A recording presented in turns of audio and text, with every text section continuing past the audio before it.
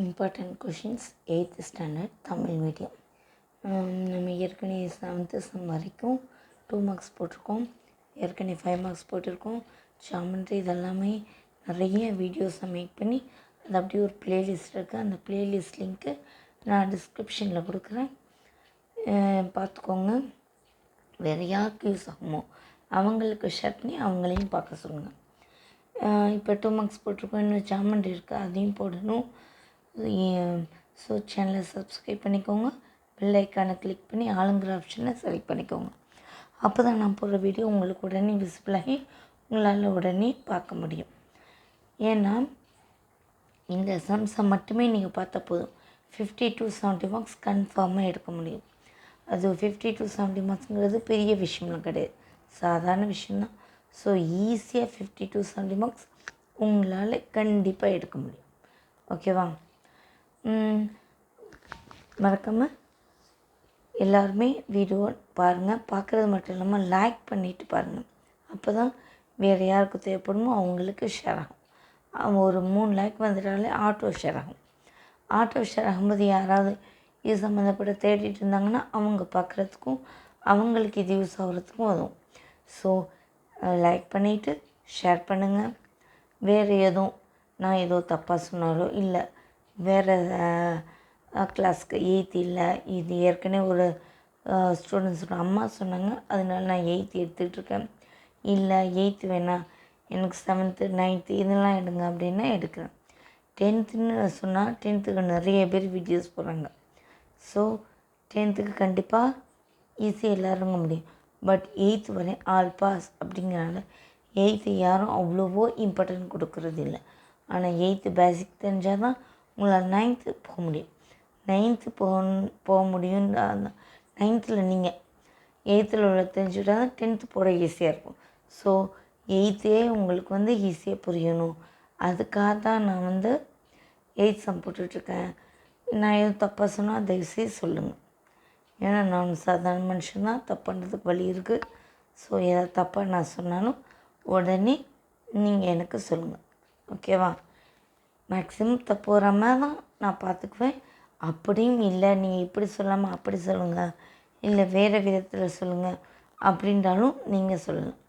இல்லை எனக்கு வாட்ஸ்அப் ஏற்கனவே பல ஸ்டூடெண்ட்ஸோட அம்மா பேரண்ட்ஸ் வாட்ஸ்அப்பில் தான் எனக்கு மெசேஜ் பண்ணுவாங்க. ஸோ வாட்ஸ்அப்பில் நீங்கள் சொல்லலாம். WhatsApp number 7598799382. ஸோ அந்த வாட்ஸ்அப் திருப்பி சொல்கிறேன், 7598799382. 7598 799 382.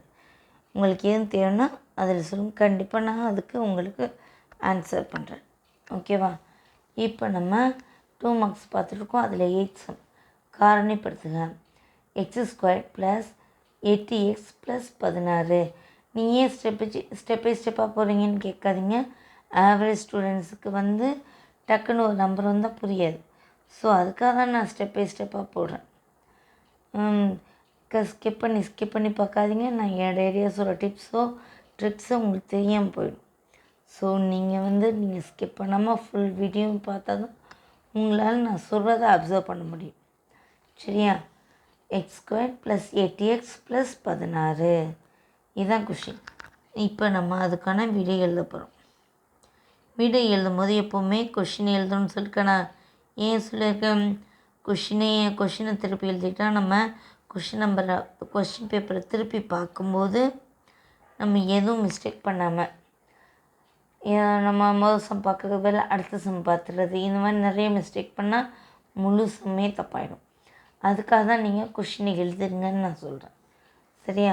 இந்த நம்பர்ஸையும் கொஷின் எந்த நம்பரில் இருக்கோ அந்த நம்பரை கண்டிப்பாக போடணும், அதோட ரோமன் லெட்டரையும் போடணும்.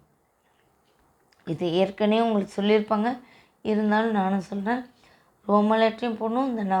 எந்த கொஷின் எதுக்கு நீங்கள் ஆன்சர் பண்ண போகிறீங்களோ அந்த நம்பரையும் கரெக்டாக போடணும். சரியா? x² + 8x + 16. ஓகேவா? x² இது பார்க்க எப்படி இருக்குன்னா, முதல் 8x அப்படி எழுதிட்டு 16 எப்படி பிரிக்கலாம், 4 ஸ்கொயர்னு பிரிக்கலாம். நாங்கள் 16 தானே, அப்போ 4 ஸ்கொயர்னு போடலாம். இது பார்க்க ஒரு ஃபார்முலா மாதிரியே இருக்கா? என்ன ஃபார்முலா மாதிரி இருக்கு? a² + 2ab + b² இந்த மாதிரியே இருக்கா? எல்லாமே ப்ளஸ் இருக்குன்னா ப்ளஸ் தான் வரும். இப்போ அதோட இது என்ன வரும்? a + b the whole square. அதாவது ஏக்கு இடத்துல எக்ஸ் இருக்குது, 2abனா ஏக்கு இடத்துல எக்ஸு, பிக்கு இடத்துல 4ன்னு வச்சுக்கோங்களேன். 2 × x × 4 14 2 8 எக்ஸ் கரெக்டாக வருதா? ஸோ பார்க்க இதே மாதிரியே தான் இருக்குது. அப்போ என்ன பண்ணலாம்? ஏக்கிற இடத்துல என்ன இருக்குது? எக்ஸ் இருக்குது. பிக்கிற இடத்துல என்ன இருக்குது? 4 இருக்குது. அப்போ இங்கேயும் அதே மாதிரியே எழுதிடலாம். ஏக்கு பதிலாக எக்ஸு ப்ளஸ் பிக்கு பதிலாக 4 தி ஹோல் ஸ்கொயர். அவ்வளோதான். ரொம்ப ஈஸி, ரொம்ப சிம்பிளான சம். நீங்கள் இதை போட்டிங்கன்னா கண்டிப்பாக 2 மார்க் கண்டிப்பாக கண்ணை மூடிட்டு மிஸ் போடும். சரியா? அடுத்த கொஸ்டின் பார்க்கலாம்.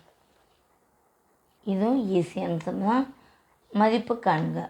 5x × 2y - 3. இந்த 2y - 3க்கு வந்து ப்ராக்கெட் போட்டுருங்க. இது நம்ம ஆன்சர் எழுத ஆரம்பிக்கலாமா? விடைன்னு போட்டு என்ன சொல்லியிருக்கேன்? கொஷின் எழுதணும்னு சொல்லியிருக்கேன்னா 5x ப்ராக்கெட் போட்டு 2y - 3 ப்ராக்கெட்டை க்ளோஸ் பண்ணலாம். அதாவது என்ன அர்த்தம்னா, இந்த 5xஆல் இந்த 2y இந்த 3 பெருக்க சொல்லியிருக்காங்க, வேறு ஒன்று. இப்போ ஃபஸ்ட்டு இது 2 பெருக்கணும். நம்பரை பிரிக்கலாமா? I2 10. இந்த எக்ஸையும் பெருக்க முடியாது, ஒய்யும் அப்படியே வந்துடும். எழுத்துல உள்ளது அப்படியே தான் வரும். 10xy. அடுத்து இந்த 5xஐ இதால் பெருக்கணும். நடுவில் என்ன குறியிருக்கு? மைனஸ். இப்போ 5xையும் 3ஐயும் பெருக்கணும். நம்பரை பெருக்கிக்கலாமா? 5 I 3 15. இங்கே எழுத்துலாம் இல்லை, இங்கே மட்டும்தான் இருக்குது. இப்போ எக்ஸ். அவ்வளோதான்.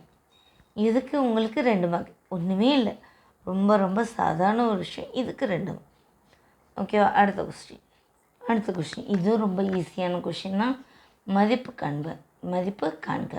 2x + 5 = 9. இதோட விடை எழுதலாமா? ரொம்ப ஈஸியானது தான். இதுக்கெல்லாம் 2 மார்க்.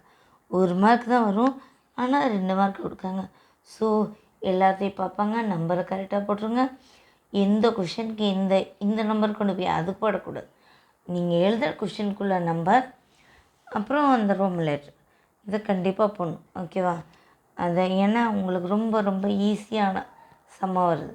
ஸோ அதுக்கெல்லாம் இதெல்லாம் பார்ப்பாங்க. டக்குன்னு தூக்கியே கொடுத்துட மாட்டாங்க. இப்போ நீங்கள் நம்பரை தப்பாக போட்டிங்கன்னு வைங்களேன், சரியாகவே ஆன்சர் இருந்தாலும் தப்புன்னு போட்டு போயிடும். அதனால நம்பரை கரெக்டாக எழுதுங்க, ரோமன் லெட்டரையும் கரெக்டாக எழுதுங்க. சரியா? இப்போ விடைன்னு போட்டு இந்த கொஷினை திருப்பி எழுதணும். ஏன்னு சொல்லியிருக்க, நான் திருப்பி சொல்ல வேணாம், ஏன்னு சொல்லிக்கணும். ஓகேவா? இப்போ இதில் எக்ஸோட வேல்யூ தான் நம்ம கண்டுபிடிக்கணும். அப்போ 2x இங்கே வச்சுக்கிட்டு நம்ம +5 இந்த 9ஐயும் எப்படி போட்டுருணும்? +5 இங்கிட்டு வரும்போது -5 ஆகிடும். இப்போ 2x 9 5 போய்ட்டு எத்தனை? 4. நமக்கு தேவை எக்ஸோட வேல்யூ தான். எக்ஸோட வேல்யூ தான் தேவை. இருந்தாலும் இதோட ஒட்டிகிட்டு இருக்குது, இது மட்டும் தான் தனியாக இருக்குது. அதனால இதை முடித்தோம். இப்போ நமக்கு தேவை எக்ஸ் மட்டும்தான். சரியா? இப்போ இன்ட்டில் 2 இங்கிட்டு வரும்போது பையில் வந்துடும். இந்த 4 அப்படியே தான் இருக்கும். இன்ட்டில் 2 பையில் வந்துடும். 1 2 2 4. இப்போ x = 2. இதுக்கும் 2 மார்க் தான். ரொம்ப ஈஸியான இது. இதுக்கும் 2 மார்க் தான். சரியா? x = 2. மறந்துடாதீங்க. கொஷின் எந்த இதுக்குள்ளே ஆன்சர் எழுதிங்களோ, இப்போ 25 சொன்னால் 25ன்னு போடுங்க. அது என்ன ரோமன் லெட்டரோ ஸ்டார்டிங்கில் போட்டுருங்க.